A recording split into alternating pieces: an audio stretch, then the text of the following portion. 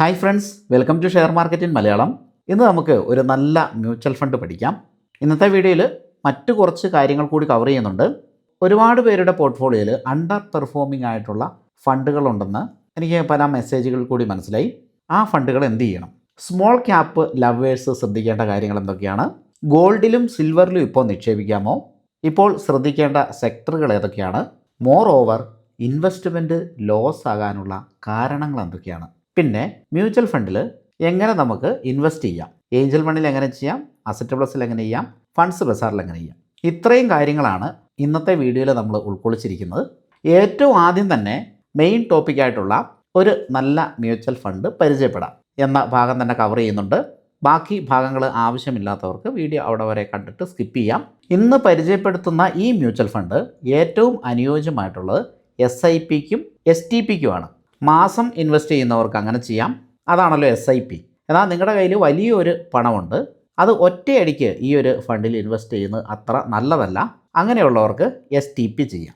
ഇനി ഈ ഫണ്ടിൽ ലംസം ചെയ്യാമോ എന്ന് ചോദിച്ചാൽ ഇൻവെസ്റ്റേഴ്സ് വളരെയധികം ശ്രദ്ധിക്കണം.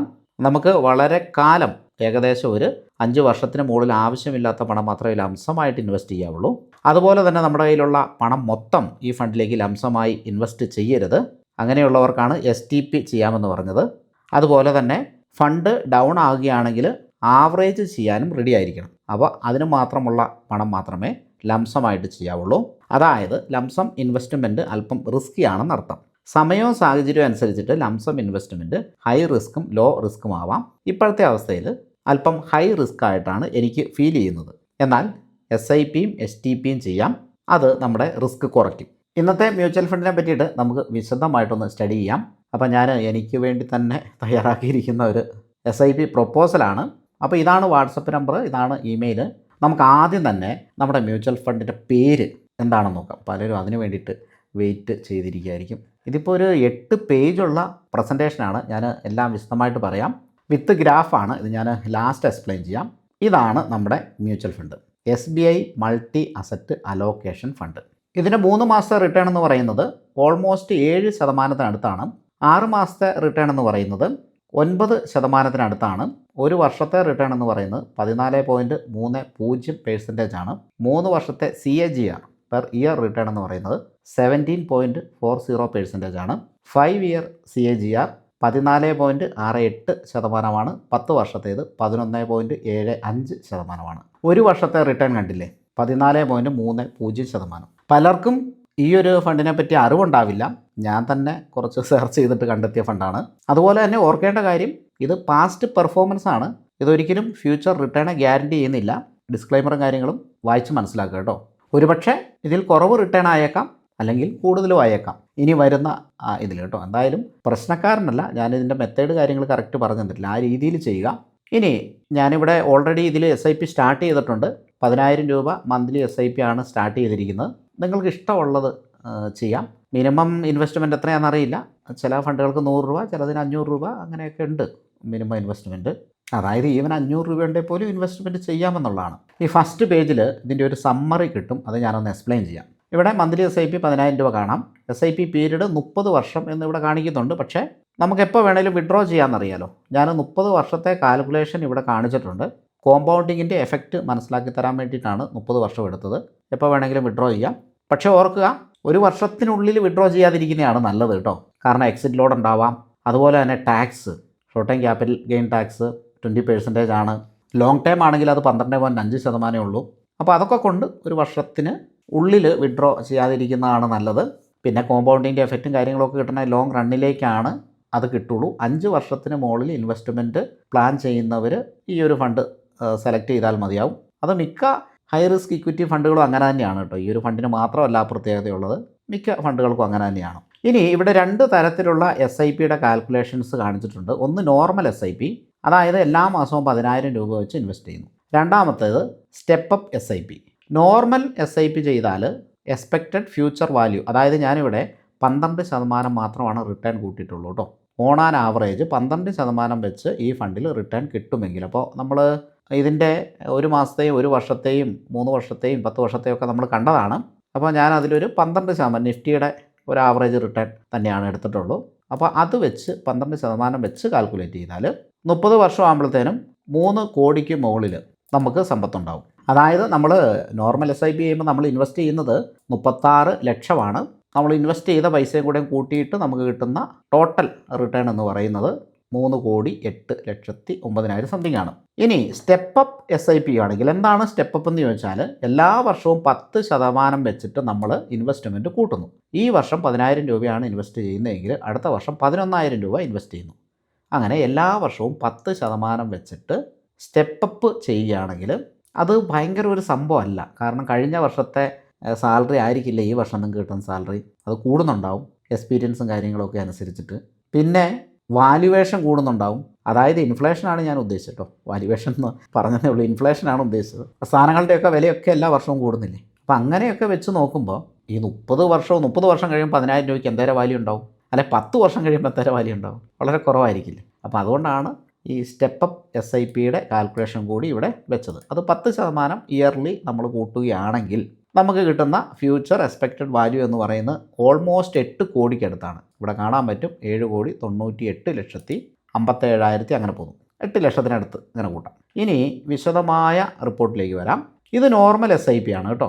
സ്റ്റെപ്പപ്പ് SIP ഇതിൻ്റെ താഴെ കാണിക്കുന്നുണ്ട്. നോർമൽ SIPയിൽ നമ്മളിങ്ങനെ ഇടുന്നു, 10,000 രൂപ വെച്ചിട്ട് 12 മാസം 1,20,000 രൂപ ഇൻവെസ്റ്റ് ചെയ്യുന്നു.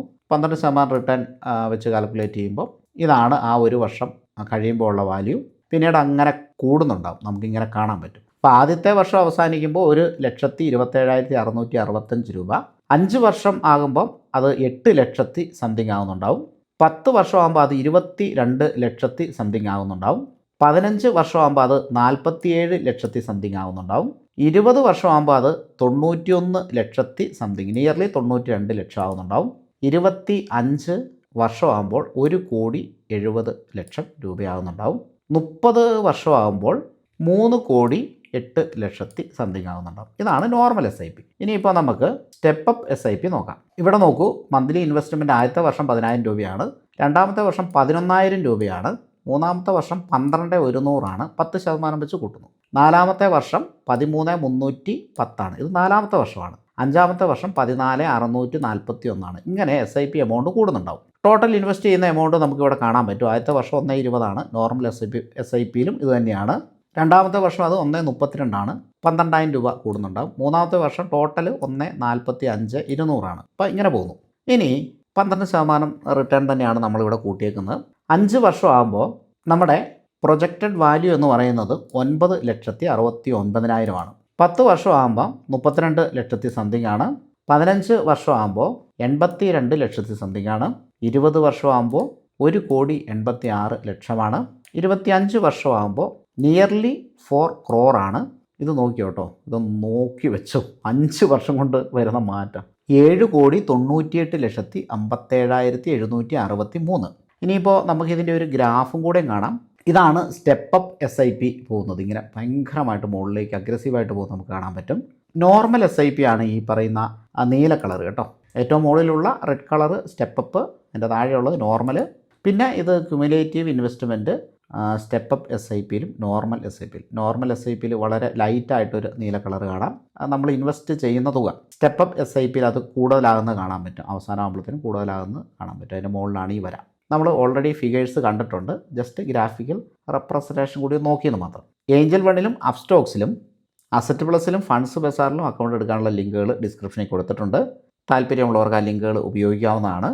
എന്തെങ്കിലും ഡൗട്ട് ഉണ്ടെങ്കിൽ കോൺടാക്റ്റ് ചെയ്യാനായിട്ട് എൻ്റെ വാട്സപ്പ് നമ്പർ കൂടി ഡിസ്ക്രിപ്ഷനിൽ കൊടുത്തിട്ടുണ്ട്. ഇവിടെ അക്കൗണ്ട് എടുത്തവർക്ക് എൻ്റെ കോൺടാക്റ്റ് നമ്പർ ആപ്ലിക്കേഷനിൽ തന്നെ ലഭിക്കുന്നതാണ്. നിങ്ങളുടെ റിസ്ക് പ്രൊഫൈൽ മനസ്സിലാക്കി അനുയോജ്യമായിട്ടുള്ള ഫണ്ട് സജസ്റ്റ് ചെയ്യാനായിട്ട് ആ നമ്പറിൽ വാട്സപ്പിൽ കോൺടാക്റ്റ് ചെയ്യുക.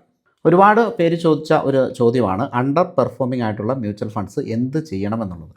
ആദ്യമായിട്ട് ഈ ഫണ്ട്സ് ഭാവിയിലേക്ക് ഉയരാൻ സാധ്യതയുണ്ടോ എന്ന് ചെക്ക് ചെയ്യുകയാണ് വേണ്ടത്.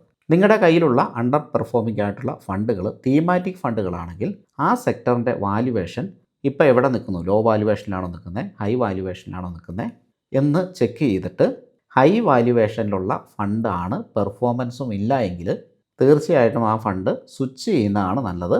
എന്നാൽ ഫ്യൂച്ചറിൽ വളരാൻ സാധ്യതയുള്ള സെക്ടറാണ്, വളരാൻ സാധ്യതയുള്ള ഫണ്ടാണ്, പ്രത്യേകിച്ചും അതൊരു തീമാറ്റിക് ഫണ്ടല്ല, അങ്ങനെയാണെങ്കിൽ ആ ഫണ്ട് ഹോൾഡ് ചെയ്യാവുന്നതാണ്.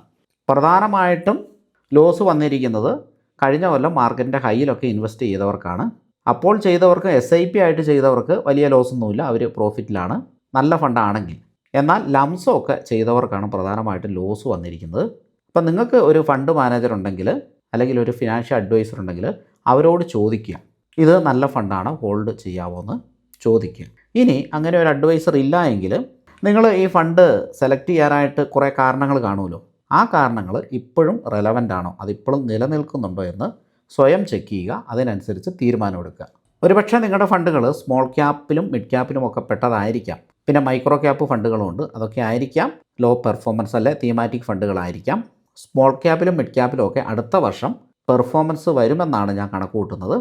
അതനുസരിച്ച് കാര്യങ്ങൾ പ്ലാൻ ചെയ്യുക. ഇനി നമ്മുടെ അടുത്ത ടോപ്പിക്ക് സ്മോൾ ക്യാപ്പ് ലവേഴ്സ് ശ്രദ്ധിക്കേണ്ട കാര്യങ്ങൾ എന്തൊക്കെയാണ് എന്നുള്ളതാണ്. ഞാൻ ഒരു കാര്യം ചോദിച്ചോട്ടെ, എന്തുകൊണ്ടാണ് നമ്മൾ സ്മോൾ ക്യാപ്പിൽ ഇൻവെസ്റ്റ് ചെയ്യുന്നത്? ഹൈ റിട്ടേൺ പ്രതീക്ഷിച്ചാണല്ലേ. നമ്മുടെ മ്യൂച്വൽ ഫണ്ടിൽ തന്നെ ഏറ്റവും കൂടുതൽ റിസ്ക് ഉള്ള ഫണ്ടുകളാണ് സ്മോൾ ക്യാപ്പ് ഫണ്ടുകൾ. ഹൈ റിട്ടേൺ ഉള്ള ഫണ്ടുകൾ തന്നെയാണ് ഹൈ റിസ്ക് ഉള്ള ഫണ്ടുകളും. സ്മോൾ ക്യാപ്പിൻ്റെ ഐഡിയൽ ഇൻവെസ്റ്റ്മെൻറ്റ് പീരീഡ് എന്ന് പറയുന്നത് 7 വർഷമാണ്. ഹൈ റിട്ടേൺ പ്രതീക്ഷിക്കുമ്പോൾ അതിൽ ഹൈ റിസ്ക് ഉണ്ട് എന്ന് നമുക്കറിയാമെങ്കിലും സൗകര്യപൂർവ്വം അതങ്ങ് മറന്നു പോവാണ്. അങ്ങനെ ഹൈ റിസ്ക് എടുക്കാൻ പറ്റാത്തവർ ഒരു കാരണവശാലും സ്മോൾ ക്യാപ്പ് ഫണ്ടിൽ ഇൻവെസ്റ്റ് ചെയ്യരുത്. നമ്മളൊരു ഫണ്ടിൽ ഇൻവെസ്റ്റ് ചെയ്യുമ്പോൾ കറക്റ്റായിട്ടുള്ള വിഷൻ നമുക്ക് വേണം. ഹൈ റിസ്ക് എന്നുകൊണ്ട് എന്താണ് ഉദ്ദേശിക്കുന്നത്? മാർക്കറ്റ് താഴേക്ക് പോകുമ്പോൾ ഏറ്റവും കൂടുതൽ താഴേക്ക് പോകാൻ സാധ്യതയുള്ള സെക്ടറാണ് സ്മോൾ ക്യാപ്പ് സെക്ടർ. 10% മാർക്കറ്റ് താഴേക്ക് പോകുമ്പോൾ 20 മുതൽ 40% വരെ സ്മോൾ ക്യാപ്പ് ഫണ്ടുകളും ഇൻഡെക്സുകളും താഴേക്ക് പോയേക്കാം. ഇത് മനസ്സിലാക്കാതെ അല്ലല്ലോ സ്മോൾ ക്യാപ്പിൽ ഇൻവെസ്റ്റ് ചെയ്തത്. സ്മോൾ ക്യാപ്പിനെ സ്നേഹിക്കുന്നവർ SIP ചെയ്യുന്നതാണ് കൂടുതൽ നല്ലത്. അങ്ങനെ SIP ആണ് നിങ്ങൾ സ്മോൾ ക്യാപ്പിൽ ചെയ്യുന്നതെങ്കിൽ മാർക്കറ്റ് മുകളിലേക്ക് പോകുമ്പോൾ നിങ്ങളുടെ ഫണ്ടുകൾ പോസിറ്റീവിലേക്ക് വരാനുള്ള സാധ്യത കൂടുതലാണ്. അതുപോലെ തന്നെ നിങ്ങൾ തിരഞ്ഞെടുത്ത ഫണ്ടുകൾ റൈറ്റ് ഫണ്ടുകളാണോ എന്ന് ചെക്ക് ചെയ്യുക. റൈറ്റ് ഫണ്ടുകളാണ് എങ്കിൽ അത് ഹോൾഡ് ചെയ്യുക തന്നെ ചെയ്യാം. കാരണം സ്മോൾ ക്യാപ്പ് ഇങ്ങനെയാണ്, നല്ല രീതിയിൽ താഴേക്കും പോകും, നല്ല രീതിയിൽ മുകളിലേക്കും പോകും. താഴേക്ക് പോകുമ്പോൾ അത് മാർക്കറ്റ് സൈക്കിളിൻ്റെ ഒരു ഭാഗമാണ്, സ്മോൾ ക്യാപ്പിൻ്റെ ഒരു ബിഹേവിയർ ആണ് എന്ന് മനസ്സിലാക്കി ക്ഷമയോടെ ഹോൾഡ് ചെയ്യുന്ന ആളാണ് യഥാർത്ഥ ഇൻവെസ്റ്റർ. കൂടുതൽ ലാഭം പ്രതീക്ഷിക്കുമ്പോൾ അതിൽ കൂടുതൽ റിസ്ക് സാധ്യതയുമുണ്ട്, നഷ്ടസാധ്യതയുമുണ്ട് എന്ന് മറന്നു പോകാതിരിക്കുക. ഇനി നമ്മുടെ അടുത്ത ടോപ്പിക്ക് ഗോൾഡിലും സിൽവറിലും ഇപ്പോൾ നിക്ഷേപിക്കാമോ എന്നുള്ളതാണ്. ഒരുപാട് ഇൻവെസ്റ്റേഴ്സ് ഗോൾഡിലും സിൽവറിലും നിക്ഷേപിക്കാനായിട്ട് വളരെയധികം തിരക്ക് കൂട്ടുന്നുണ്ട്. ഇവയുടെ വീഡിയോ ഞാൻ വളരെ നേരത്തെ ചെയ്താണ്, എസ്പെഷ്യലി ഗോൾഡ്. പക്ഷേ അതൊന്നും പറഞ്ഞിട്ട് ഇപ്പോൾ കാര്യമില്ല. ആ സമയത്ത് കുറേ ആൾക്കാർ ഇൻവെസ്റ്റ് ചെയ്തു, കുറേ ആൾക്കാർ ഇൻവെസ്റ്റ് ചെയ്തില്ല. 100% കണ്ട് മുകളിലാണ് ഇപ്പോൾ സിൽവറിൻ്റെ റിട്ടേൺ ഒരു വർഷത്തെ. ഗോൾഡിൻ്റെ റിട്ടേൺ അതിനടുത്താണ്, കുറച്ച് താഴെയാണ്. സിൽവറാണ് കഴിഞ്ഞ വർഷം ഏറ്റവും കൂടുതൽ റിട്ടേൺ തന്നിട്ടുള്ളത്, സെക്കൻഡ് ഗോൾഡാണ്. ഇപ്പോൾ നിക്ഷേപിക്കാമോ എന്ന് ചോദിച്ചാൽ ഞാൻ പറയുന്നത് കുറച്ച് റിസ്ക്കാണ്, എങ്കിലും കുറച്ച് നിക്ഷേപിക്കാം. കയ്യിലുള്ള മൊത്തം ക്യാഷും എടുത്ത് സിൽവറിലും ഗോൾഡിലും നിക്ഷേപിക്കാതിരിക്കുക. ഈ സമയമായതുകൊണ്ടാണ്. ഇനി നിക്ഷേപിക്കാൻ അവസരം വരും എന്ന് വെച്ച് കറക്ഷൻ വരുമെന്നോ ഉടനെ കറക്ഷൻ വരുമെന്നോ ഒന്നുമല്ല ഞാൻ ഉദ്ദേശിച്ചത്. നമുക്കൊരു പ്ലാൻ വേണം. അടുത്ത 5 വർഷം കൊണ്ട് ഗോൾഡിൻ്റെയും സിൽവറിൻ്റെയും പ്രൈസ് ഇവിടെ നിന്ന് ഡബിൾ ആകുമെന്നാണ് ഞാൻ പ്രതീക്ഷിക്കുന്നത്. ആ ഒരു ഐഡിയോളജി വെച്ച് ഗോൾഡിലും സിൽവറിലും ഇൻവെസ്റ്റ് ചെയ്യാം. എന്നാൽ ഓർക്കുക, ഇതിനു മുമ്പ് ഇതുപോലെ ഉയർന്ന സെക്ടറുകൾ നിങ്ങൾ ഓർക്കുമല്ലോ. റെയിൽവേ സെക്ടർ ഓർമ്മയിലേക്ക് കൊണ്ടുവരുന്നത് നന്നായിരിക്കും, ഡിഫൻസ് സെക്ടർ ഓർമ്മയിലേക്ക് കൊണ്ടുവരുന്നത് നന്നായിരിക്കും. ഈ 2 സെക്ടറുകളും ഹ്യൂജ് റാലിക്ക് ശേഷം വലിയ കറക്ഷൻസ് കാഴ്ചവെച്ചിട്ടുണ്ട്. അത് കഴിഞ്ഞ് ഡിഫൻസ് കുറച്ചൊക്കെ ഉയർന്നു, പക്ഷേ റെയിൽവേ ഉയർന്നിട്ടില്ല. ഇത് മാർക്കറ്റിൻ്റെ സൈക്കിളാണ്, എല്ലാ സെക്ടറിലും ഇങ്ങനെ സംഭവിക്കും. ഗോൾഡും സിൽവറും ഒന്നും ഇതിന് എക്സെപ്ഷൻ ഇല്ല. സിൽവർ ഓൾറെഡി 100% മുകളിൽ അപ്പായിട്ടുണ്ട്. അതുകൊണ്ട് ഒരു കറക്ഷൻ എപ്പോഴും പ്രതീക്ഷിച്ചിട്ട് വേണം ഇപ്പോൾ ഇൻവെസ്റ്റ് ചെയ്യേണ്ടവർ ചെയ്യാനായിട്ട്.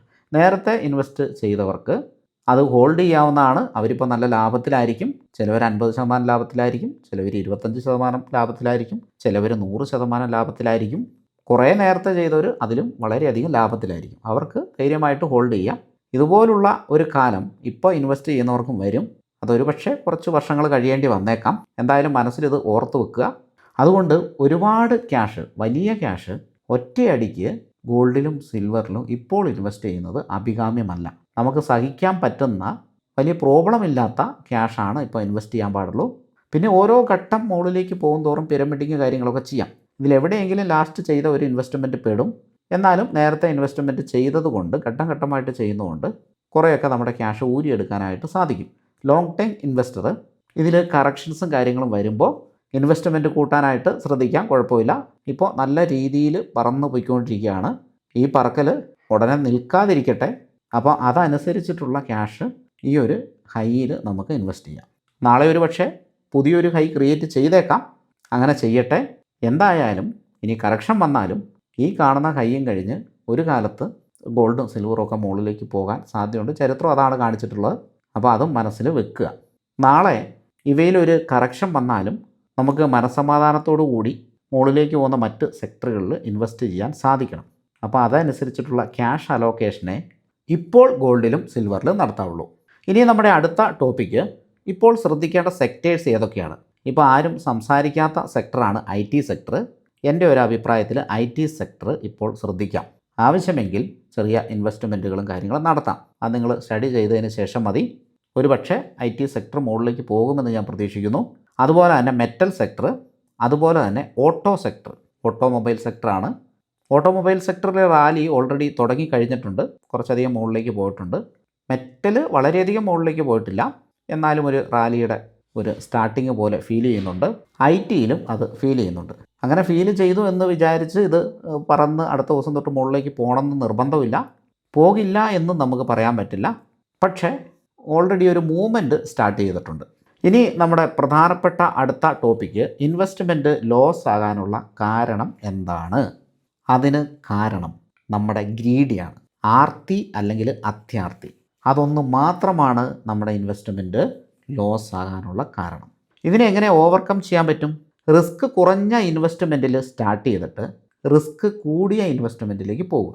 റീറ്റെയിലേഴ്സ് സാധാരണയായിട്ട് വളരെയധികം റിസ്ക് കൂടിയ ഇൻവെസ്റ്റ്മെൻറ്റിലേക്ക് ആദ്യമേ കടന്നു വരികയും റിവഞ്ച് ട്രേഡിങ് ചെയ്യുകയും ക്യാപിറ്റൽ നഷ്ടപ്പെടുത്തി മാർക്കറ്റിനെ ശപിച്ചുകൊണ്ട് മടങ്ങി പോവുകയാണ് ചെയ്യുന്നത്. പിന്നീട് അവർ മാർക്കറ്റിലേക്ക് ഒരിക്കലും വരില്ല.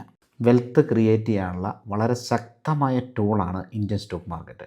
ഈ വീഡിയോയിൽ തന്നെ ഞാൻ പറഞ്ഞു കഴിഞ്ഞു, 100% മുകളിൽ ഇപ്പോൾ സിൽവർ റിട്ടേൺ തന്ന കാര്യം. ഇതിനു മുമ്പ് ഡിഫൻസും ഇൻഫ്രാസ്ട്രക്ചറും റെയിൽവേ ഓഹരികളുമൊക്കെ ഈ ഒരു റിട്ടേൺ തന്നിട്ടുണ്ട്, ഇതിൽ കൂടുതൽ റിട്ടേൺ തന്നിട്ടുണ്ട്. എത്രയോ മ്യൂച്വൽ ഫണ്ടുകൾ നല്ല റിട്ടേൺ തന്നിട്ടുണ്ട്. അപ്പോൾ നിങ്ങൾ സ്റ്റോക്ക് മാർക്കറ്റിലേക്ക് ആദ്യമായിട്ട് കടന്നു വരുന്ന ഒരാളാണെങ്കിൽ, അല്ലെങ്കിൽ നിങ്ങൾക്ക് സ്റ്റോക്ക് മാർക്കറ്റ് അധികം വർഷങ്ങളുടെ എക്സ്പീരിയൻസ് ഇല്ല എങ്കിൽ, തീർച്ചയായിട്ടും നിങ്ങൾ ചെയ്യേണ്ട ആദ്യത്തെ ഇൻവെസ്റ്റ്മെൻറ്റ് എന്ന് പറയുന്നത് റിസ്ക് കുറഞ്ഞ ഇൻവെസ്റ്റ്മെൻറ്റുകളാണ്. അതിൽ നിന്ന് ലാഭം കിട്ടിയതിന് ശേഷം ആ ലാഭം സ്റ്റോപ്പ് ലോസ് ആയിട്ട് ഉപയോഗിച്ച്, റിസ്ക് ആയിട്ട് ഉപയോഗിച്ച് ഹൈ റിസ്ക് ഉള്ള ട്രേഡിങ്ങുകളും മറ്റ് ഇൻവെസ്റ്റ്മെൻറ്റുകളും ചെയ്യാവുന്നതാണ്. അതായത് റിസ്ക് ഉള്ള ഒരു ട്രേഡിലേക്ക് കടക്കുമ്പോൾ അത് ലോസ് വന്നാൽ എനിക്ക് ഇത്രയധികം രൂപ ലോസ് വരുമെന്ന് മനസ്സിലാക്കി, ആ ലോസ് വന്നാൽ അത് റിക്കവർ ചെയ്യാനുള്ള പൈസ, അല്ലെങ്കിൽ ആ ലോസിൻ്റെ ആ പൈസ റിസ്ക് കുറഞ്ഞ മെത്തേഡിൽ നിന്ന് പ്രോഫിറ്റാക്കി ജനറേറ്റ് ചെയ്തതിന് ശേഷം വേണം ഹൈ റിസ്ക് ഉള്ള ട്രേഡിങ്ങുകളിലേക്ക് കടക്കാനായിട്ട്. ഓപ്ഷനും ഫ്യൂച്ചറും ഒക്കെ പിന്നീട് ചെയ്യേണ്ട ട്രേഡിങ്ങുകളാണ്, ആദ്യം ചെയ്യേണ്ടതല്ല. നിങ്ങൾ മാർക്കറ്റിലേക്ക് കടന്നു വരുമ്പോൾ നിങ്ങൾ അംഗീകരിച്ചില്ലെങ്കിലും നിങ്ങൾക്ക് നോളജ് കുറവാണ്. അത് നിങ്ങളുടെ കാര്യം മാത്രമല്ല, എൻ്റെ കാര്യം അങ്ങനെ തന്നെയാണ്. ഞാൻ മാർക്കറ്റിലേക്ക് കടന്നു വന്നപ്പോൾ ഞാൻ എന്തൊക്കെയോ മലർപ്പൊടിക്കാരൻ്റെ സ്വപ്നവുമായിട്ടാണ് മാർക്കറ്റിലേക്ക് കടന്നു വന്നത്. ഇപ്പോൾ വെട്ടിപ്പിടിക്കാം എന്നുള്ള ഒരു മെൻറ്റാലിറ്റിയിലാണ് ഞാൻ കടന്നു വന്നത്. അന്ന് വലിയ ഇൻവെസ്റ്റേഴ്സും കാര്യങ്ങളും ഒക്കെ പറയുന്നത് പുച്ഛത്തോടെ പുച്ഛിച്ച് കളയും, ഇവനൊന്നും അറിയത്തില്ല എന്ന് പറഞ്ഞിട്ട്. 15 വർഷം മുമ്പാണ് ഞാൻ മാർക്കറ്റിലേക്ക് വരുന്നത്. സ്റ്റോക്ക് മാർക്കറ്റിലാണ് ആദ്യം വരുന്നത്. അന്ന് മ്യൂച്വൽ ഫണ്ടിനൊക്കെ എനിക്ക് പുച്ഛമായിരുന്നു. അന്ന് ഞാൻ മ്യൂച്വൽ ഫണ്ട് ചെയ്തിരുന്നെങ്കിൽ, ഇനിയിപ്പോൾ അന്ന് വലിയ നോളജ് ഇല്ലെങ്കിൽ പോലും, പൊട്ടക്കണ്ണം മാവേലെറിയുന്ന പോലെ മാവേലെറിഞ്ഞെങ്കിൽ പോലും ഇപ്പം ഹ്യൂജ് റിട്ടേൺ ലഭിച്ചേനെ. പക്ഷേ അന്നൊക്കെ മ്യൂച്വൽ ഫണ്ടിൻ്റെ കാര്യമൊക്കെ ആൾക്കാർ പറയുമ്പോൾ സ്റ്റോക്കിൽ 100%, 150, 200, 300 ഒക്കെ കിട്ടുന്നുണ്ടല്ലോ, പിന്നെ എന്തിനാണ് മ്യൂച്വൽ ഫണ്ടിൽ ചെയ്യുന്നത് ഈ ചെറിയ റിട്ടേണിന് വേണ്ടിയെന്ന് പുച്ഛത്തോടു കൂടി ഞാൻ സംസാരിച്ചിരുന്ന എനിക്ക് ഇപ്പോൾ ഏറ്റവും കൂടുതൽ ഇൻവെസ്റ്റ്മെൻ്റ് ഉള്ളത് മ്യൂച്വൽ ഫണ്ടിലാണ്. ഒരുപാട് അബദ്ധങ്ങളും തെറ്റുകളും ഒക്കെ പറ്റി, നഷ്ടങ്ങളൊക്കെ പറ്റി ഇപ്പോഴും ഹൈ റിസ്ക് ഉള്ള ട്രേഡ് എടുക്കുമ്പോൾ കൈ പൊള്ളാറുണ്ട്. കാരണം റിസ്ക് ഇതിൽ ഇൻബിൽഡാണ്, ട്രേഡിങ്ങിൽ ഇൻബിൽഡാണ്. എത്ര എക്സ്പീരിയൻസ് ഉള്ള വ്യക്തിയാണെങ്കിലും 100% അക്യുറസിയോടുകൂടി ഒരു കാരണവശാലും സ്റ്റോക്ക് മാർക്കറ്റിൽ നമുക്ക് ട്രേഡ് ചെയ്യാൻ സാധിക്കില്ല. ഇത് ബിഗിനേഴ്സ് അംഗീകരിച്ചേ മതിയാവും. അതാണ് ഞാൻ തുടക്കത്തിൽ പറഞ്ഞത്, നിങ്ങൾ അംഗീകരിച്ചാലും ഇല്ലെങ്കിലും ഇത് സത്യമാണ്. നമ്മൾ കാണുന്ന ടെക്നിക്കൽ അനാലിസിസിൻ്റെ ഒക്കെ മുകളിൽ, അല്ലെങ്കിൽ അതിനൊക്കെ അപ്പുറം ഒരു ലോകമുണ്ട്. അവിടെ ഇരുന്ന് കുറേ ആൾക്കാർ സ്റ്റോക്ക് മാർക്കറ്റിനെ നിയന്ത്രിക്കുന്നുമുണ്ട്. അവരുടെ കൂടെ കൂടുന്നതാണ് കൂടുതൽ നല്ലത്. ബിഗിനേഴ്സായിട്ടുള്ള ആൾക്കാർക്ക് ഇൻവെസ്റ്റ് ചെയ്യാൻ വേണ്ടിയിട്ടാണ് മ്യൂച്വൽ ഫണ്ടും മറ്റുമുള്ളത്. നിങ്ങളുടെ ഇൻവെസ്റ്റ്മെൻറ്റ് സ്റ്റാർട്ട് ചെയ്യുന്നത് ഞാൻ പറയുന്നത് നല്ല മ്യൂച്വൽ ഫണ്ടുകളിലാണ്, SIP ആയിട്ടാണ്. പിന്നീട് നല്ല കമ്പനികൾ വാല്യുവേഷനും കാര്യങ്ങളും പഠിച്ച് നല്ലതാണെന്ന് മനസ്സിലാക്കിയതിന് ശേഷം വേണമെങ്കിൽ ഇൻവെസ്റ്റ് ചെയ്യാം. പക്ഷേ ഇപ്പോൾ മീഡിയയിൽ കൂടെ കിട്ടുന്ന ന്യൂസുകളൊന്നും അത്ര റെലവൻ്റ് അല്ല. എന്നാൽ മ്യൂച്വൽ ഫണ്ടിനെ നിങ്ങൾക്ക് വിശ്വസിക്കാം. കാരണം അത് കോർപ്പറേറ്റുകൾ നടത്തുന്ന പ്രോഡക്റ്റാണ്. അവർക്കറിയാം അതിൽ ഏത് സ്റ്റോക്ക് സെലക്ട് ചെയ്യണമെന്ന്. നമ്മൾ സ്റ്റോക്ക് ഇൻഡിവിജ്വലായിട്ട് മേടിക്കുന്നത് വല്ല ന്യൂസും കണ്ട് അല്ലെങ്കിൽ ടെക്നിക്കൽ അനാലിസിസ് നടത്തി സപ്പോർട്ട് റെസിസ്റ്റൻസും ഒക്കെ നോക്കിയിട്ടാണ്, വോളിയൊക്കെ നോക്കിയിട്ടാണ് നമ്മൾ മേടിക്കുക. എന്നാൽ മ്യൂച്വൽ ഫണ്ടിൽ ഒരു സ്റ്റോക്ക് മേടിക്കുന്നതിന് മുമ്പ് അവർ ആ കമ്പനി വിസിറ്റ് ചെയ്യും, തറവായിട്ട് പഠിക്കും. ആ കമ്പനിയുടെ അയൽപക്ക കമ്പനിയിൽ കൂടെയും ചോദിക്കും എന്തെങ്കിലും കുഴപ്പമുണ്ടോ എന്ന്. ഒരുപക്ഷെ അതിൻ്റെ മാനേജ്മെൻറ്റുമായിട്ട് ഇവർക്ക് പരിചയം ഉണ്ടാവും, ആ കമ്പനിയുടെ അക്കൗണ്ടൻറ്റുമാരുമായിട്ടും ഇവർക്ക് പരിചയം ഉണ്ടാവും. ഇവരോടൊക്കെ ചോദിക്കും, വേണേൽ ക്യാഷ് കൊടുക്കും. അതൊന്നും തെറ്റല്ലല്ലോ, അന്വേഷിക്കാൻ തെറ്റല്ലല്ലോ. അങ്ങനെ അന്വേഷിച്ച് വളരെ നല്ലതാണ് എന്ന് ബോധ്യപ്പെട്ടതിന് ശേഷമാണ് മ്യൂച്വൽ ഫണ്ട് കമ്പനികൾ ഒരു സ്റ്റോക്കിനെ അവരുടെ പോർട്ട്ഫോളിയോയിലേക്ക് ഉൾപ്പെടുത്തുക. അല്ലാതെ നമ്മൾ കാണിക്കുന്ന പോലെ അല്ല. കാരണം ഫണ്ട് പെർഫോം ചെയ്തില്ലെങ്കിൽ അതിലേക്ക് ഇൻവെസ്റ്റ് ചെയ്യാൻ ആരും ഉണ്ടാവില്ല. അതിലേക്ക് ആളുകൾ ഇൻവെസ്റ്റ് ചെയ്താലേ മ്യൂച്വൽ ഫണ്ട് കമ്പനിക്ക് പണം കിട്ടുള്ളൂ. അങ്ങനെ അവർ സെലക്ട് ചെയ്യുന്ന ഫണ്ടിൽ നിന്ന് എന്നെപ്പോലെയുള്ളവർ നല്ല ഫണ്ടുകൾ സജസ്റ്റ് ചെയ്തിട്ട് നമ്മുടെ ക്ലയൻസിന് കൊടുക്കും, നമ്മളും ഇൻവെസ്റ്റ് ചെയ്യും. അതുകൊണ്ടാണ് പറഞ്ഞത് മ്യൂച്വൽ ഫണ്ടിൽ ലോസ് വരാനുള്ള സാധ്യത കുറവാണ്. ഈ രീതിയിലൊക്കെ പോവുകയാണെങ്കിൽ കേട്ടോ, ഒരു ഇൻഡിവിജ്വൽ സ്റ്റോക്കിൽ ലോസ് വരുന്നതിനെ കഴിഞ്ഞ് വളരെയധികം ലോസ് വരാനുള്ള സാധ്യത കുറവാണ് മ്യൂച്വൽ ഫണ്ടിൽ. അതിന് കുറേ കാരണങ്ങളുണ്ട്, നമ്മൾ നേരത്തെ വീഡിയോ ചെയ്തിട്ടുണ്ട്. എന്തായാലും ചാനലൊന്ന് സബ്സ്ക്രൈബ് ചെയ്ത് വെക്കുക. വീഡിയോ ഇഷ്ടപ്പെട്ടാൽ ലൈക്ക് ചെയ്യുക, നിങ്ങളുടെ സുഹൃത്തുക്കളിലേക്ക് എത്തിക്കുക. ഒരുപാട് കാര്യങ്ങൾ പറയാനുണ്ടെങ്കിലും ഒരു ടോപ്പിക്ക് കൂടി കഴിഞ്ഞതിന് ശേഷമാണ് വീഡിയോ വൈൻഡപ്പ് ചെയ്യുന്നത്. അത് അറിയാവുന്നവർ കാണണമെന്നില്ല കേട്ടോ. കാരണം ഏഞ്ചൽ വണ്ണിലും അസറ്റ് പ്ലസിലും ഫണ്ട്സ് ബസാറിലും എങ്ങനെ, നേരത്തെ പറഞ്ഞ മ്യൂച്വൽ ഫണ്ട് മാത്രമല്ല ഏത് മ്യൂച്വൽ ഫണ്ടും എങ്ങനെ SIP അല്ലെങ്കിൽ ലംസോ ഒക്കെ ആയിട്ട് ഇൻവെസ്റ്റ് ചെയ്യാമെന്നുള്ള ട്യൂട്ടോറിയൽ വീഡിയോ കൂടി ഇതിൻ്റെ കൂടെ ഉൾപ്പെടുത്തുന്നുണ്ട്. ഏഞ്ചൽ വണ്ണിലൂടെ എങ്ങനെ ഇൻവെസ്റ്റ് ചെയ്യാമെന്ന് നോക്കാം. ഏറ്റവും മുകളിൽ സ്റ്റോക്ക്, F&O, മ്യൂച്വൽ ഫണ്ട്സ്, ഈ സെക്ഷൻ കാണാൻ പറ്റും. ഇവിടെ മ്യൂച്വൽ ഫണ്ട്സ് എന്ന ഭാഗത്ത് ക്ലിക്ക് ചെയ്യുന്നു. ഇപ്പോൾ നമുക്ക് താഴേക്ക് ഒരുപാട് ഓപ്ഷൻസ് കാണാൻ പറ്റുന്നതാണ്. ആവശ്യമുള്ളവർ അതെല്ലാം കയറി നോക്കുക. ഈ ഒരു പർട്ടിക്കുലർ ഫണ്ടിൽ എങ്ങനെ ഇൻവെസ്റ്റ് ചെയ്യാമെന്ന് പറഞ്ഞുതരാം. അതിനായിട്ട് ഇവിടെ സെർച്ച് ബാർ കാണാം. ഇവിടെ ഈ ഫണ്ട് അടിച്ചു കൊടുത്താൽ മതി. അതിനായിട്ട് ആദ്യം ഇവിടെ ക്ലിക്ക് ചെയ്യണം. അപ്പോൾ ഇങ്ങനെ കുറേ ഓപ്ഷൻസ് വരും. ഇപ്പോൾ സ്റ്റോക്ക് ആണെങ്കിലും അങ്ങനെ അടിച്ചു കൊടുത്താൽ മതി. ഞാനിവിടെ നമ്മുടെ ഫണ്ട് നെയിം അടിച്ചു കൊടുക്കുന്നു. SBI asset allocation fund. മൾട്ടിന്ന് അടിച്ചപ്പോൾ തന്നെ ആ ഒരു ഫണ്ട് ഇവിടെ മുകളിൽ വന്ന് നമുക്ക് കാണാൻ പറ്റും. 3 വർഷത്തെ CAGR 17.40 പെർ ആനമാണ് നമുക്കിവിടെ കാണാൻ പറ്റും. അതുപോലെ ഇത് ടോപ്പ് റാങ്കിങ് ആയിട്ടുള്ള ഫണ്ടാണ് എന്ന് കാണാൻ പറ്റും. നേരെ ഈ ഫണ്ടിൻ്റെ മുകളിൽ ക്ലിക്ക് ചെയ്യുക. താഴെ നമുക്ക് ഇൻവെസ്റ്റ് നൗ എന്ന ഭാഗം ഇവിടെ കാണാൻ പറ്റും. അവിടെ ക്ലിക്ക് ചെയ്യുക. ഇവിടെ നമുക്ക് SIP ആണോ വൺ ടൈം ആണോ എന്ന് കാണാൻ പറ്റും. SIP 500 രൂപ മുതൽ നമുക്ക് ഇവിടെ ഇൻവെസ്റ്റ് ചെയ്യാം. വൺ ടൈം ആണ് ഇൻവെസ്റ്റ് ചെയ്യുന്നതെങ്കിൽ ഇവിടെ ക്ലിക്ക് ചെയ്യുക, എമൗണ്ട് കൊടുക്കുക, പേ കൊടുക്കുക.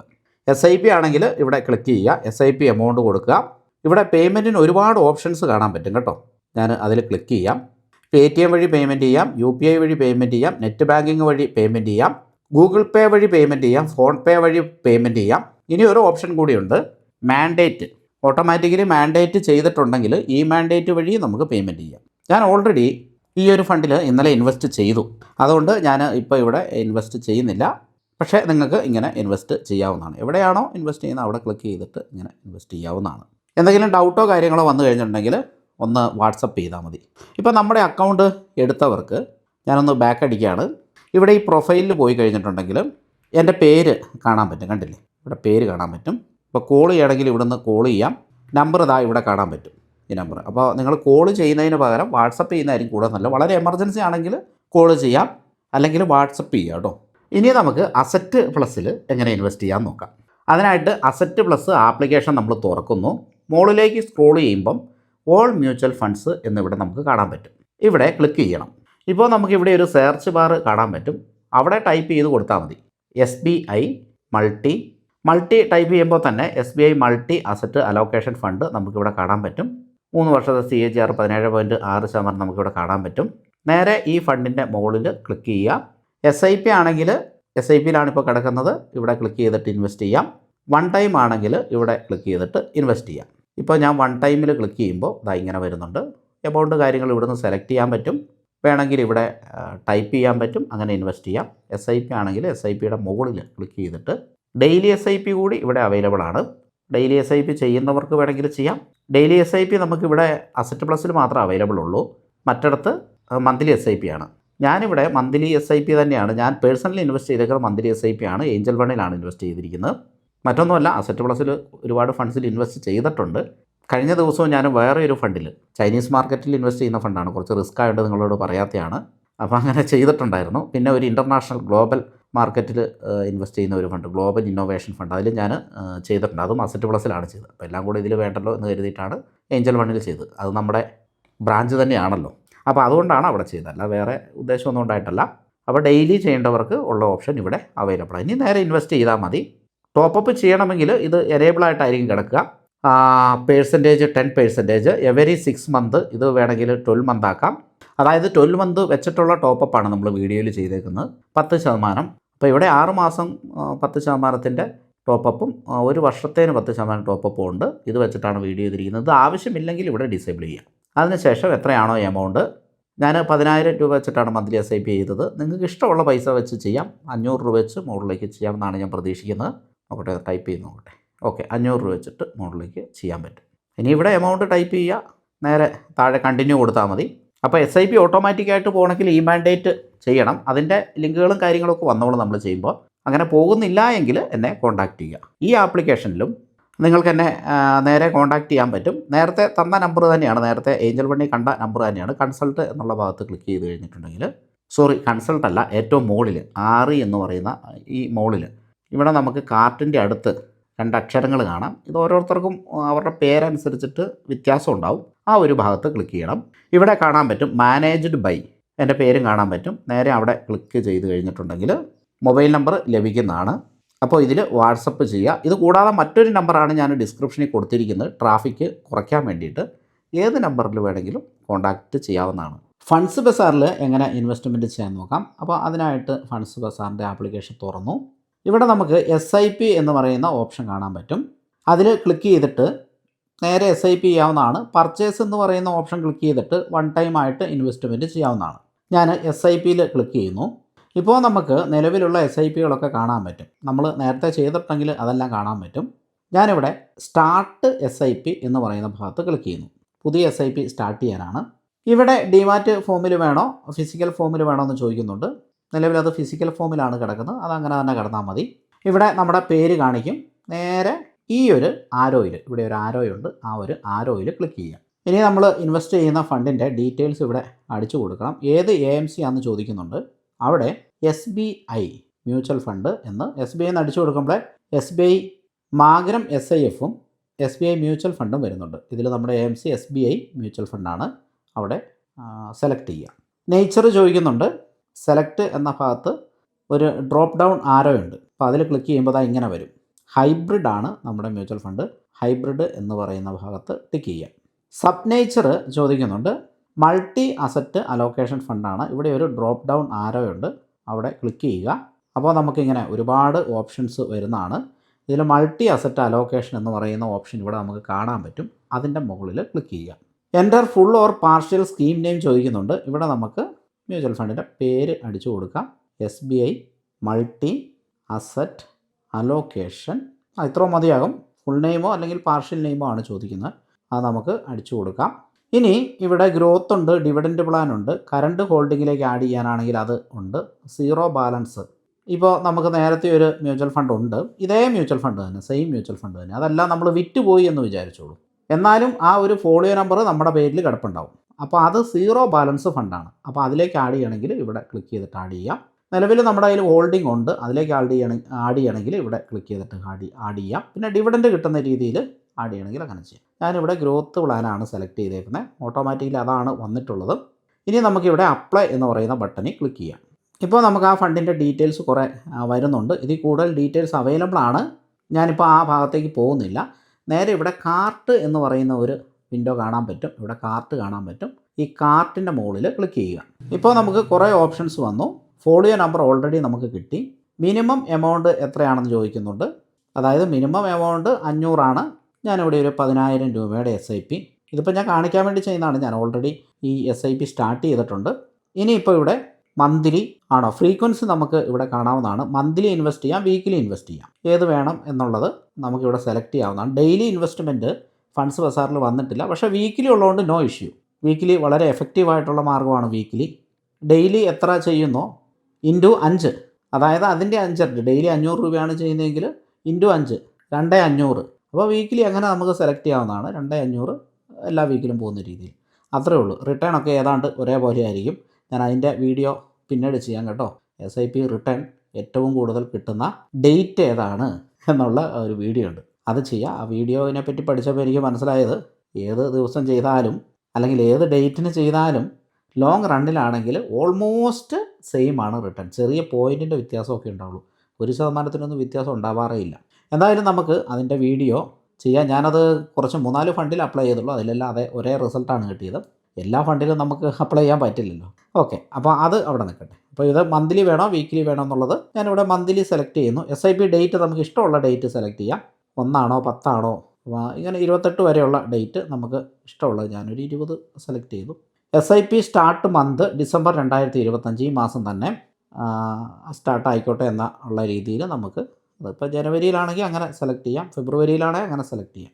അപ്പോൾ ഈ മാസം തന്നെ സ്റ്റാർട്ടാകുക. നമ്പർ ഓഫ് ഇൻസ്റ്റാൾമെൻറ്റ്, എത്ര ഇൻസ്റ്റാൾമെൻറ്റ് ചെയ്യണം, ഇത് നമ്മളിവിടെ ടൈപ്പ് ചെയ്ത് കൊടുക്കുന്ന പോലെയാണ്. ഫോർ എക്സാമ്പിൾ നമ്മൾ 100 1000 ഒക്കെ കൊടുക്കാം, 100 കൊടുക്കുന്നു. അപ്പോൾ 100 തവണ പോകും.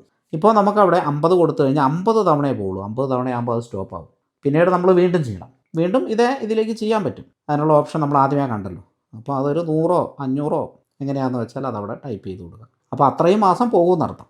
ഇനി ഡിവിഡൻഡ് ഓപ്ഷൻ നമുക്കിവിടെ അതിൽ പ്രത്യേകിച്ചൊന്നും ചെയ്യേണ്ടതില്ല. ഡിവിഡൻഡ് ഓപ്ഷൻ നമ്മൾ ഗ്രോത്ത് പ്ലാനാണ്. അപ്പോൾ ഡിവിഡൻഡ് പ്ലാൻ ആണെങ്കിൽ ഡിവിഡൻഡ് ഓപ്ഷൻ എത്ര നാൾ കൂടുമ്പോൾ ഡിവിഡൻഡ് വരണം എന്നുള്ള രീതിയിലുള്ളത് നമുക്ക് സെലക്ട് ചെയ്യാവുന്നതാണ്. അപ്പോൾ അത് ഒന്നുമില്ല. ഇനി നമ്മൾ ഗോള് സെലക്ട് ചെയ്യാനായിട്ട് സാധിക്കും. ഞാനിവിടെ ഗോള് ക്രിയേറ്റ് ചെയ്തിട്ടില്ല. എല്ലാവരും ക്രിയേറ്റ് ചെയ്യണമെന്നാണ് എൻ്റെ ഒരു റിക്വസ്റ്റ്. കാരണം അസറ്റ് പ്ലസിൽ ഞാൻ ഓൾറെഡി ഗോള് ക്രിയേറ്റ് ചെയ്തിട്ടുണ്ടായിരുന്നു. അപ്പോൾ ഇവിടെയുള്ള ഫണ്ട് അങ്ങോട്ട് ടാഗ് ചെയ്തിട്ടും ഉണ്ടായിരുന്നു. അതുകൊണ്ട് പിന്നെ ഞാനിവിടെ ഗോള് ക്രിയേറ്റ് ചെയ്തില്ല എന്നേ ഉള്ളൂ. അപ്പോൾ ഇവിടെ ഗോള് നത്തിങ് ആണ്. ഇനി സ്റ്റെപ്പപ്പ് SIP ചെയ്യുന്നുണ്ടോ? സ്റ്റെപ്പപ്പ് SIP ചെയ്യുന്നുണ്ടെങ്കിൽ ഇവിടെ ഈ ടോങ്കിളൊന്ന് ഓണാക്കി കൊടുക്കണം. ഇനിയിപ്പോൾ സ്റ്റെപ്പപ്പ് എമൗണ്ട് എത്രയാണ്, അതുപോലെ തന്നെ ഫ്രീക്വൻസി എത്രയാണ്. ഫ്രീക്വൻസി നമുക്ക് ആനുവലി കൊടുക്കാം. ആനുവലി ഉണ്ട്, ഹാഫ് ഇയർലി ഉണ്ട്. ഹാഫ് ഇയർലി എന്ന് പറഞ്ഞാൽ ഒരു 6 മാസം കൂടുമ്പോഴും. അപ്പോൾ ഞാനിവിടെ ഈ ആനുവലി കൊടുത്തു, ഇയർലി. ഇനി സ്റ്റെപ്പപ്പ് എമൗണ്ട് എത്രയാണ് എന്നുള്ള എമൗണ്ട് ഇവിടെ പേഴ്സൻറ്റേജ് കാണുന്നില്ല കേട്ടോ. പേഴ്സൻറ്റേജ് കാണുന്നില്ല. സ്റ്റെപ്പപ്പ് എമൗണ്ട് എന്ന് പറയുമ്പോൾ നമുക്ക് 1000 രൂപ കൊടുക്കാം. പേഴ്സൻറ്റേജിൻ്റെ ഓപ്ഷൻ ഇല്ല. അപ്പോൾ ഇവിടെ 1000 രൂപ കൊടുത്തു കഴിഞ്ഞാൽ ആനുവലി 1000 രൂപ വെച്ചിട്ട് നമ്മുടെ മ്യൂച്വൽ ഫണ്ടിൽ ഇൻക്രീസ് ആവും. ഫൈനൽ എമൗണ്ട് 20,000 കൊടുക്കാം. ഇനി ആഡ് ടു കാർട്ട് എന്ന പറയുന്ന ഭാഗത്ത് ക്ലിക്ക് ചെയ്ത് കഴിഞ്ഞാൽ ഇത് നേരെ കാർട്ടിലേക്ക് പോയി. ആ 20,000 കൊടുത്ത എന്നാന്ന് വെച്ചാൽ സ്റ്റെപ്പപ്പ് SIP 2ാമത്തെ വർഷം സ്റ്റാർട്ടാവും. അപ്പോൾ 2ാമത്തെ വർഷം തൊട്ട് 11,000 രൂപയായിരിക്കും പോകുന്നത്. 3ാമത്തെ വർഷം തൊട്ട് 12,000 രൂപയായിരിക്കും പോകുന്നത്. 4ാമത്തെ വർഷം തൊട്ട് 13,000 രൂപയായിരിക്കും പോകുന്നത്. അങ്ങനെ 20,000 രൂപയാകുമ്പോൾ, അതായത് SIP എമൗണ്ട് 20,000 രൂപയാകുമ്പോൾ, അത് എത്ര വർഷം കൊണ്ടാകുന്നത്? 10 വർഷം കൊണ്ടാകുള്ളൂ. അപ്പോൾ ആ 20,000 രൂപയാകുമ്പോൾ പിന്നെ 21,000 എന്ന് പറഞ്ഞിട്ട് SIP എമൗണ്ട് പോയില്ല. മാക്സിമം ടോപ്പപ്പ് അവിടെ 20,000 രൂപയിൽ അവിടെ ലിമിറ്റ് ചെയ്ത് നിർത്തും. അപ്പോൾ 10 വർഷം കഴിഞ്ഞ് 11ാമത്തെ വർഷം SIP എമൗണ്ട് 20,000 ആയിരിക്കും. 12ാമത്തേതും 20,000 ആയിരിക്കും. അങ്ങനെയുള്ള ഓപ്ഷനാണത്. അപ്പോൾ ആ ഒരു ഓപ്ഷൻ ഞാൻ വേറെ എവിടെയും കണ്ടിട്ടില്ല. ഓരോ ആപ്ലിക്കേഷൻ യൂണീക്കായിട്ടുള്ള ഓരോരോ അഡ്വാൻറ്റേജസ് ആണ് നമ്മളിവിടെ കാണുന്നത്. അതുപോലെ തന്നെ നമ്പർ ഓഫ് SIPs അതും അധികം അങ്ങനെ കണ്ടിട്ടില്ല. ഓക്കെ, എന്തായാലും ഇതെല്ലാം ചെയ്തതിന് ശേഷം ഇവിടെ കാർട്ടിൽ ഇവിടെ നോക്കുക, ഒരു റെഡ് വട്ടത്തിനകത്തൊരു 1 എന്ന് എഴുതിയിട്ടുണ്ട് അല്ലേ, കാർട്ട് നമുക്കിവിടെ കാണാം. അതാണ് കാർട്ട്. അതിൽ ഈ സാധനമെല്ലാം സെറ്റായി സേവായി വന്ന് കിടപ്പുണ്ട്. നേരെ അവിടെ ക്ലിക്ക് ചെയ്യുന്നു. ഇപ്പോൾ നമ്മൾ ചെയ്തിട്ടുള്ള ആ ഡീറ്റെയിൽസ് കാര്യങ്ങളൊക്കെ നമുക്കിവിടെ കാണാൻ പറ്റുന്നുണ്ട്. നേരെ താഴേക്ക് പോവുക. I or we have read the offer documents, അങ്ങനെ ഉള്ള ഒരു ഡിസ്ക്ലൈമർ ഇവിടെ കാണാം. ടിക്ക് കൊടുക്കുക. ഇവിടെയാണ് ടിക്ക് ബോക്സ്, അവിടെ കൊടുക്കുക, ടിക്ക് കൊടുക്കുക. ഇനി കണ്ടിന്യൂ കൊടുക്കുക. കണ്ടിന്യൂ കൊടുക്കുമ്പോൾ നമുക്കൊരു OTP വരുന്നുണ്ട്. ഓൾറെഡി എനിക്ക് ഫണ്ട്സ് ബസാറിൽ നിന്ന് ആ OTP വന്നു. അത് നമ്മുടെ മെയിലിലേക്കും വരും, മൊബൈൽ നമ്പറിലേക്കും വരും. അപ്പോൾ ഈ OTP ഇവിടെ എൻ്റർ ചെയ്ത് കൊടുത്ത് കൺഫേം OTP കൊടുത്തു കഴിഞ്ഞിട്ടുണ്ടെങ്കിൽ നമ്മുടെ SIP സ്റ്റാർട്ടായി. അത്രയേ ഉള്ളൂ കേട്ടോ. വളരെ സിമ്പിളാണ്. അപ്പോൾ ഞാനിവിടെ OTP കൊടുക്കുന്നില്ല. അതിന് കാരണം ഓൾറെഡി ഞാനിത് ഇന്നലെ സ്റ്റാർട്ട് ചെയ്തു. ഇനി ഒരെണ്ണം കൂടെ സ്റ്റാർട്ട് ചെയ്യാനുള്ള കപ്പാസിറ്റി ഇല്ല. അപ്പോൾ നമ്മുടെ ഏഞ്ചൽ വൺ ഉപയോഗിക്കുന്ന കസ്റ്റമർക്കും അസറ്റ് പ്ലസ് ഉപയോഗിക്കുന്ന കസ്റ്റമർക്കും ഫണ്ട്സ് ബസാർ ഉപയോഗിക്കുന്ന കസ്റ്റമർക്കും എങ്ങനെ ഈ ഫണ്ടിൽ ഇൻവെസ്റ്റ് ചെയ്യാമെന്നുള്ള ഡീറ്റെയിൽ ആയിട്ടുള്ള വീഡിയോ, പിന്നെ ഒരുപാട് കാര്യങ്ങളൊക്കെ ഉൾക്കൊള്ളിച്ചിട്ടുള്ള വീഡിയോ ഇവിടെ പൂർണ്ണമാവുകയാണ്. Thanks for your time. കാരണം ലെങ്തി ആയിട്ടുള്ള വീഡിയോ ആണ്. എന്തായാലും നിങ്ങൾക്കെല്ലാം ഒരുപാട് ഇൻഫോർമേഷൻസ് കിട്ടിയെന്ന് പ്രതീക്ഷിക്കുന്നു. കിട്ടാതിരിക്കില്ല, കുറേ കാര്യങ്ങൾ അതുകൊണ്ടാണ് കുത്തിക്കയറ്റിയത്. നിങ്ങൾ സമയം മെനക്കെടുത്തുമ്പോൾ അതിനൊരു പ്രയോജനം വേണ്ടേ. എന്തായാലും ഞാൻ വീഡിയോ വൈൻഡപ്പ് ചെയ്യുകയാണ്. ഈ ആപ്ലിക്കേഷനൊക്കെ ലിങ്കുകൾ ഡിസ്ക്രിപ്ഷനിൽ കൊടുത്തിട്ടുണ്ട്. അക്കൗണ്ട് എടുത്തതിന് ശേഷം വാട്സപ്പിൽ കോൺടാക്റ്റ് ചെയ്യുക. നിങ്ങളുടെ മ്യൂച്വൽ ഫണ്ട് പോർട്ട്ഫോളിയോയും ഒക്കെ വളരെ ശ്രദ്ധയോടുകൂടി ഇൻവെസ്റ്റ്മെൻറ്റും കാര്യങ്ങളും ചെയ്യുക, റീബാലൻസും കാര്യങ്ങളും ഒക്കെ ചെയ്യാം. അപ്പോൾ thank you for watching. Happy investing. Mutual fund investments are subject to market risks. Read all scheme-related documents carefully before investing. Past performance is not indicative of future performance.